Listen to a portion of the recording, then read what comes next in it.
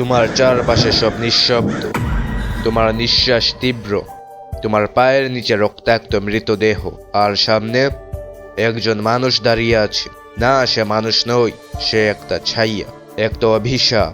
তার মুখে নেই কোনো অনুভূতি, তার চোখে ভাসে না করুণা, ভালোবাসা বা ভয়। সে তাকিয়ে থাকে এক দৃষ্টিতে।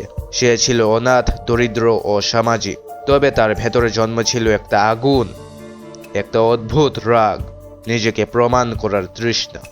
তার নাম মিয়ামোতো মুসাশি। একজন মানুষ যে কখনো হারে না, একজন যোদ্ধা যে কখনো কাঁদে না, একজন আত্মা যাকে মৃত্যু স্পর্শ করতে ভয় পায়।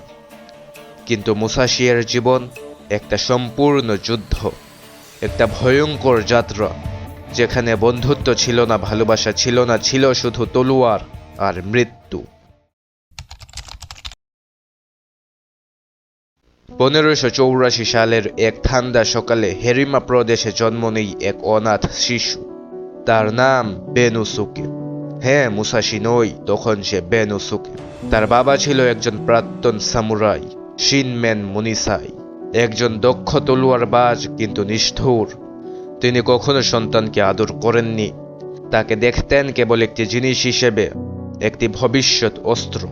মুসাশি ছোটবেলা থেকেই আলাদা ছিল। সে খেলত না, হাসত না, বন্ধু বানাতো না। সে শুধু চুপচাপ পাহাড়ে উঠে বসে থাকত, জঙ্গলে লুকিয়ে কাঠ কাটত, তলোয়ার বানাতো।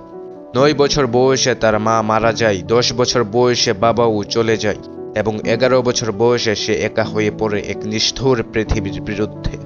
তখনই সে যায় এক সন্ন্যাসীর কাছে, তাকুয়ান সোহ, একজন বৌদ্ধ সাধু, যিনি তাকে শেখান ধ্যান, নিঃশব্দতা আর নিজের ভয়কে দমন করা। কিন্তু তলোয়ার শেখে সে নিজের পদ্ধতিতে, রক্ত, ব্যথা আর একাকিত্ব দিয়ে। সে কাঠের তলোয়ার বানিয়ে প্রতিদিন গাছ কাটত, পাথর ভাঙত, আর আয়নার সামনে নিজেকে আঘাত করতে করতে নিজের অনুভূতি মেরে ফেলেছিল। 13 বছর বয়সে সে করে তার প্রথম হত্যা, না দুর্ঘটনায় নয়, দ্বৈত যুদ্ধে। একজন প্রাপ্ত বয়স্ক সামুরাই, এরিমা কিহেই। তলোয়ার ছিল কাঠের ঘটনাস্থল এক বাজার। মুসাশি হঠাৎ করেই আক্রমণ করে বসে এবং প্রথম আঘাতেই প্রতিপক্ষের কণ্ঠনালী থেতলে দেয়। মানুষ ভয় পায়, কিন্তু সে চুপচাপ দাঁড়িয়ে থাকে। মাটিতে রক্ত ঝরে আর সে এক দৃষ্টিতে তাকিয়ে থাকে। দিনে দিনে সে রক্ত দেখতে অভ্যস্ত হয়ে উঠল। প্রাণ কেড়ে নেওয়াই তার নিয়মিত কাজ। 4টি গল্প, 4টি যুদ্ধ, 4টি ছায়ার মুখোমুখি, যেখানে মুসাশি মানুষ নয়, দৈত্য হয়ে ওঠে। কিয়োটোর ইয়োশিও স্কুল ছিল সম্মানিত। তাদের প্রধান ছিলেন ইয়োশিওকা সেইজুরো। মুসাশি গিয়ে প্রকাশ্যে দ্বৈত যুদ্ধের চ্যালেঞ্জ দেয়। প্রথমে সবাই হাসে, কিন্তু যখন যুদ্ধ শুরু হয়, মুসাশি ছায়ার মতো নড়ে এবং কয়েক সেকেন্ডেই সেইজুরোর হাত ফাটিয়ে ফেলে। পরদিন সে তার ভাই দেনসিচিরোকেও মারে, আর শেষে পুরো ইয়োশিও স্কুল ধ্বংস করে দেয়। একবার 100 জন যোদ্ধা তাকে ঘিরে ফেলে। মুসাশি জানত সে বাঁচবে না, তবুও সে যুদ্ধ করে। ক্লাসিক সামুরাই নয়, সে চালায় ভয়, ছলনা আর ক্ষুধা। রাতভর চলা যুদ্ধে সে একাই 70 জনকে হত্যা করে, বাকি 30 পালায়। সাসাকি কোজিরো ছিল তার জীবনের সবচেয়ে বড় প্রতিদ্বন্দ্বী। তলোয়ারের ফিনিশার শেলো কাট ছিল তার পরিচিতি। মুসাশি ইচ্ছে করেই দেরিতে পৌঁছায়। কোজিরো রাগে কাঁপছে। মুসাশি কাঠের তলোয়ার ব্যবহার করে এবং এক আঘাতেই কোজিরো এর মাথা চূর্ণ করে।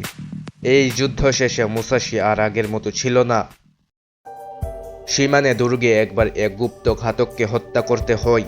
মুসাশি 2 দিনে দুর্গে ঢুকে পড়ে এবং রাতে গভীর নিঃশব্দে তলোয়ার ছাড়াই এক ফাঁকা কালি ও কাঠি দিয়ে গলা কেটে দেয় শত্রু।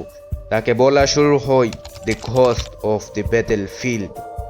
কিন্তু প্রতি মৃত্যুর সাথে মুসাশি নিজের ভেতরে কিছু হারাচ্ছিল। সে নিঃসঙ্গ হচ্ছিল, ঠান্ডা হচ্ছিল, আর শেষত সে হেঁটে যাচ্ছিল মৃত্যুর দিকে। মুসাশি জীবনের শেষ দিনগুলো কাটায় একটি গুহায়, রেইগেন্দো কেভ। শুধু ধ্যান, লেখা আর নীরবতা। সেখানে বসেই সে লেখে দি বুক অফ 5 রিংস, একটি দার্শনিক যুদ্ধ গ্রন্থ, যেখানে সে নিজেকে ব্যাখ্যা করে না একজন মানুষ হিসেবে, না একজন সৈন্য, বরং একজন আত্মা হিসেবে। তার চোখে যুদ্ধ ছিল শুধুই এক মানসিক খেলা, আর জীবন একটা মৃত্যু প্রস্তুতির স্কুল। 1645 সালে মৃত্যুর আগ মুহূর্তে সে নিজের সামনেই তলোয়ার রেখে বসে, চোখ বন্ধ করে। কোনো ভয় নেই, কোনো দুঃখ নেই, তার হৃদয় থেমে যায়, কিন্তু তার আত্মা নয়। তখন থেকেই সবাই বলে, যেখানে তলোয়ার আঁকা হয়, যেখানে ভয় জন্ম নেই, সেখানে মুসাশি এখনো হেঁটে বেড়ায়। তুমি যদি এখনো এই ভিডিওটি দেখছো, তাহলে নিজেকে একটি প্রশ্ন করো, তুমি কি নিজের ভেতরের ভয়কে মারতে পারবে? তোমার ভেতরের ভয়, অলসতা, দুঃখ, এসবের বিরুদ্ধে তুমি কি মুসাশি হতে পারবে? তোমার হাতে তলোয়ার নেই, কিন্তু আছে মন। তাকে যদি ঠিক মতো ধার দাও, তবে তুমিও একদিন হয়ে উঠতে পারো the ghost of your own battlefield.